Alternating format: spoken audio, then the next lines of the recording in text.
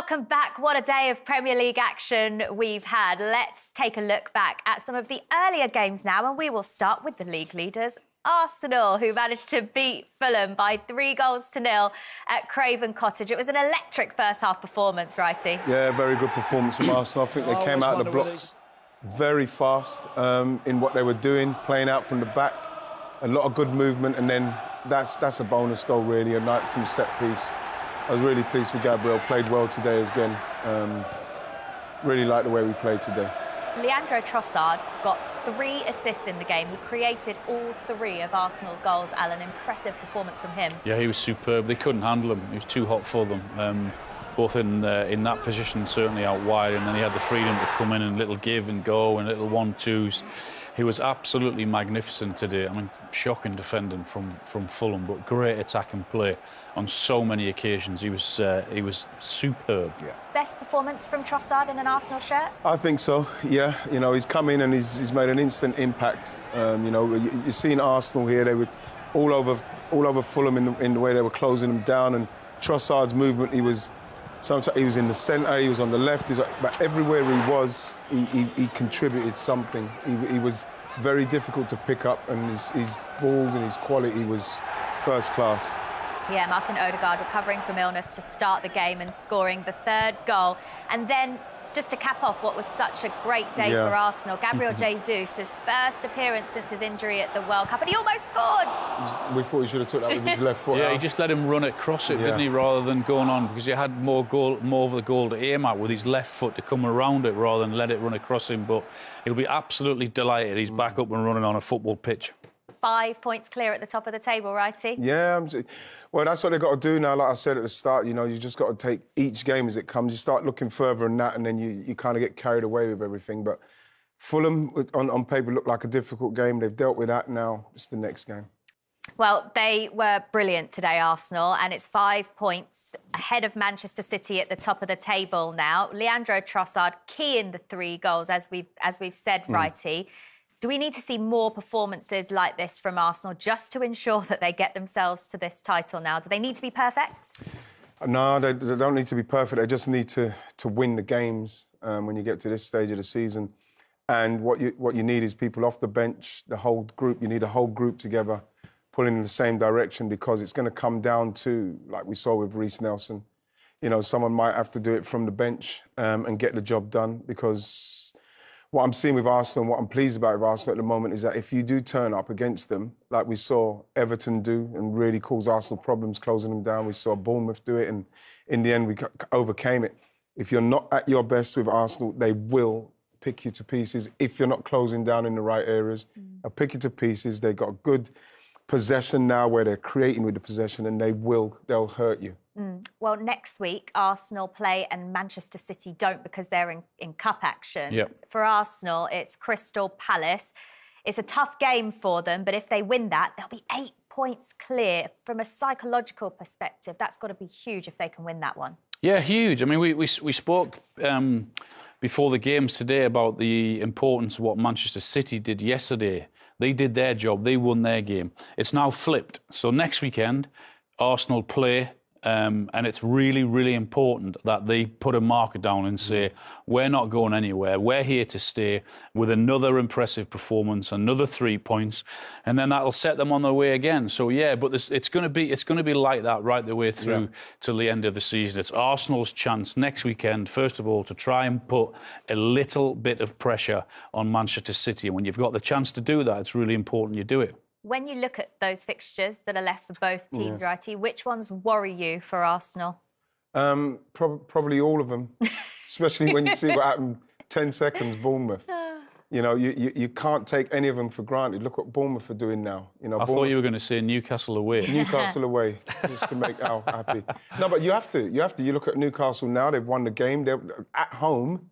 Newcastle will be confident about a team coming there. And if they've got the momentum and they keep the momentum going up until that point, they're going to be a tough game. It's going to be a tough game. All of them are going to be tough for Arsenal, because now they're going into the kind of vicinity where this is where it matters. You can't lose away games. Away games, you've got to at least draw, and at home, you have to win. And even if City drop points, you still have to win so as you can get even more of a buffer. So there's no rest when you're in this this end of the season and you're trying to finish off a title season. There's no rest, so you need everybody, and everybody needs to know that. Listen, it doesn't have to be perfect performance, but you have to win. You have to find a way to win. There are still people that think Manchester City are going to win every single one of their games between now and the end of the season, though, Alan. But will Arsenal do it?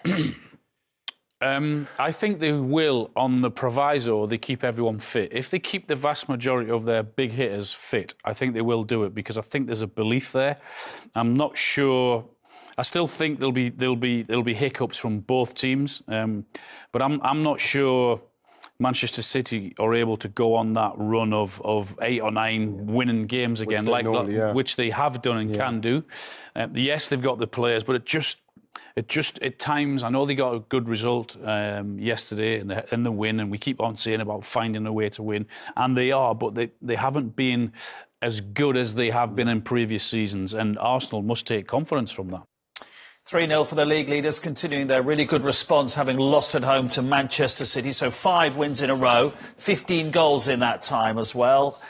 We've said it most Sundays, that they're giving it as good a go as they possibly can, Arsenal. Yeah, they're answering the critics. Everyone expected when they lost to Manchester City at home in the manner they did. I think everyone expected them to fall away, being a youthful squad.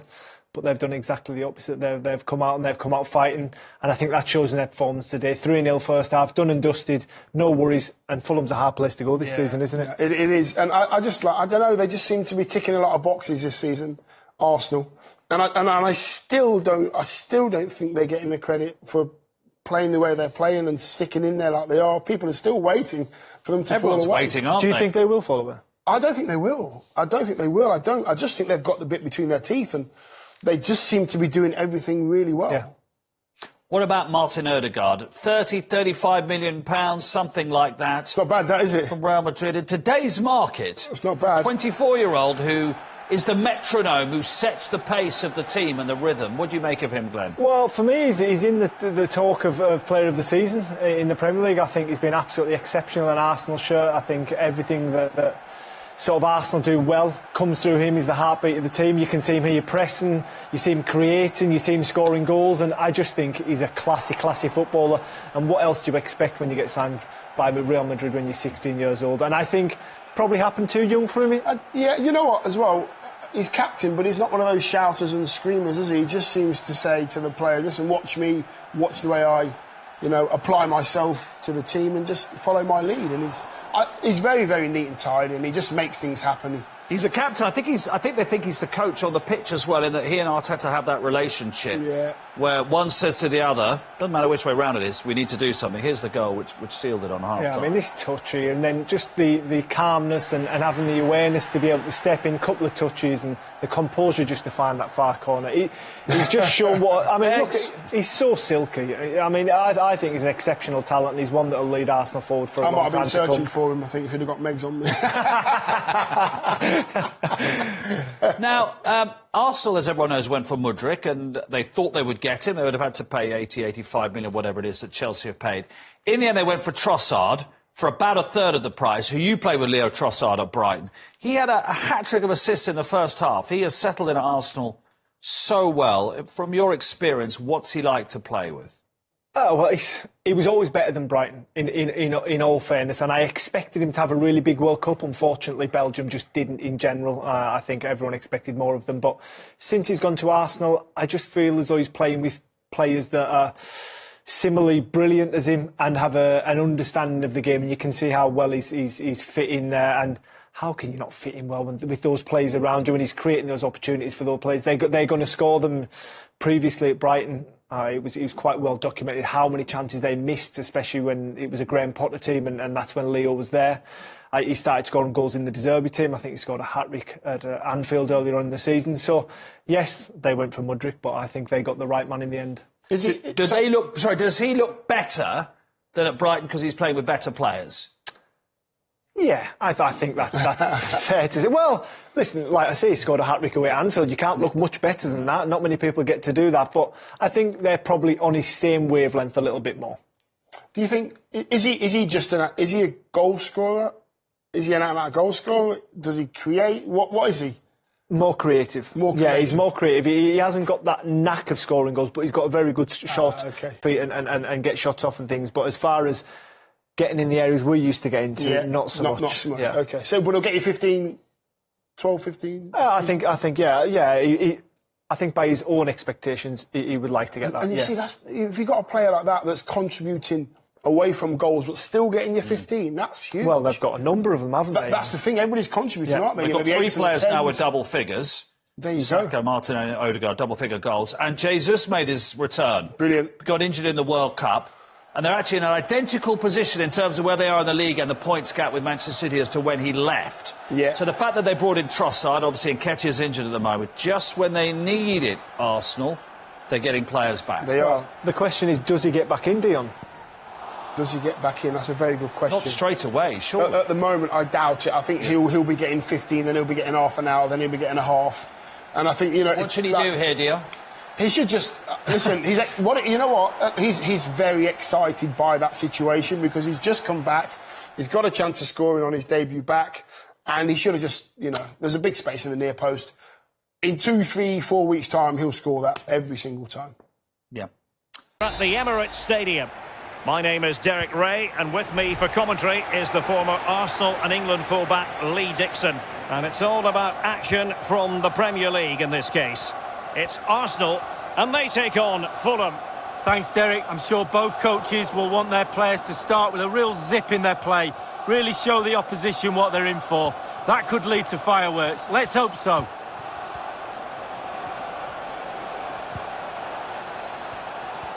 He made it look simple, really. And this is the Arsenal starting 11. Bernd Leno begins in goal. Thomas Partey starts with Granit Xhaka. Could go ahead. In it goes! That will do nicely for starters. First goal of the game.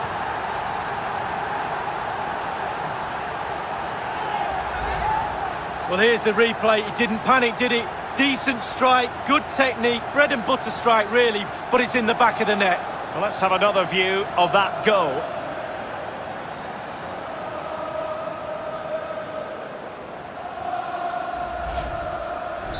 The opening goal of the game then.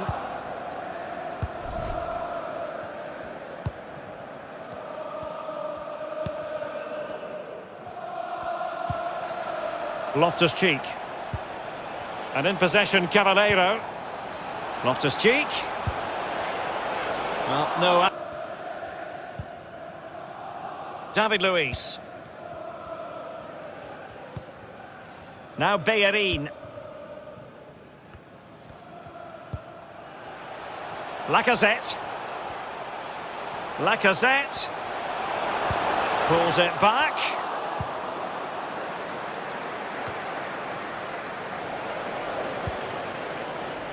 Saka. Now Lacazette. And that pass could be troublesome. And nothing positive comes of it, unfortunately. Anguissa. Determined defending. Partey. Now Lacazette. Oh, in with a chance. And there it is, the goal they wanted for security. They lead by 2 now. They can breathe that bit more easily.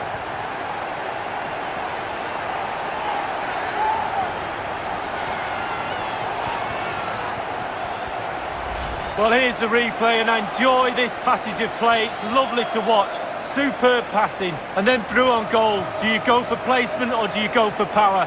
Well, he certainly wasn't messing around, was he? Absolutely smashes it past the keeper. It's a really lovely finish.